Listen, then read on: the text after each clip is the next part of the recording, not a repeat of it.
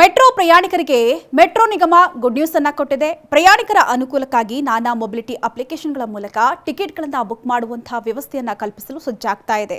ಹೌದು, ಈಗಾಗಲೇ ರ್ಯಾಪಿಡೋ ಆಪ್ ಮೂಲಕ ಟಿಕೆಟ್ ಬುಕಿಂಗ್ ವ್ಯವಸ್ಥೆಯನ್ನು ಕಲ್ಪಿಸುವಂತಹ ಕುರಿತು ಪರಿಶೀಲನೆ ನಡೀತಾ ಇದ್ದು, ಶೀಘ್ರದಲ್ಲಿಯೇ ಅದು ಸಾರ್ವಜನಿಕರಿಗೆ ಲಭ್ಯವಾಗಲಿದೆಯಂತೆ.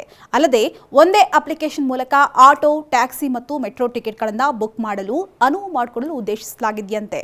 ಅಲ್ಲದೆ ರ್ಯಾಪಿಡೋ ಸಂಸ್ಥೆ ತನ್ನ ಅಪ್ಲಿಕೇಶನ್ ಮೂಲಕ ಬುಕ್ ಮಾಡಿದ ಮೊದಲ ಮೆಟ್ರೋ ಟಿಕೆಟ್ಗೆ ರಿಯಾಯಿತಿಯನ್ನು ನೀಡಲು ನಿರ್ಧರಿಸಿದೆ.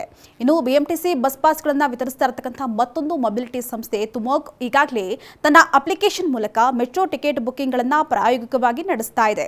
ಮುಂಬರುವಂತಹ ದಿನಗಳಲ್ಲಿ ಗೂಗಲ್ ಮ್ಯಾಪ್, ನಮ್ಮ ಯಾತ್ರಿ ಮತ್ತು ರೆಡ್ ಬಸ್ ಪ್ಲಾಟ್ಫಾರ್ಮ್ಗಳ ಮೂಲಕವೂ ಕೂಡ ಮೆಟ್ರೋ ಟಿಕೆಟ್ಗಳನ್ನು ಪಡೆಯಬಹುದಾಗಿದೆಯಂತೆ. ಸದ್ಯ ವಾಟ್ಸ್ಆಪ್ ಮೂಲಕ QR ಕೋಡ್ ಅನ್ನು ಪಡೆದು ಮೆಟ್ರೋದಲ್ಲಿ ಪ್ರಯಾಣ ಮಾಡಬಹುದು. ಇನ್ನು ಪೇಟಿಎಂ ಮೂಲಕ QR ಟಿಕೆಟ್ ಅನ್ನ ಜೊತೆಗೆ ಸ್ಮಾರ್ಟ್ ಕಾರ್ಡ್ ರೀಚಾರ್ಜ್ ಕೂಡ ಮಾಡಬಹುದಾಗಿದೆ. ಆದರೆ ಈ ಎರಡೂ ಅಪ್ಲಿಕೇಶನ್ಗಳಲ್ಲಿ ನಿಲ್ದಾಣವನ್ನು ತಲುಪಲು ಹಾಗೆ ನಿಲ್ದಾಣದಿಂದ ತಮ್ಮ ಮನೆ ತಲುಪಲು ಆಟೋ, ಟ್ಯಾಕ್ಸಿ ಬುಕ್ ಮಾಡಲು ಸಾಧ್ಯವಾಗ್ತಾ ಇಲ್ಲ.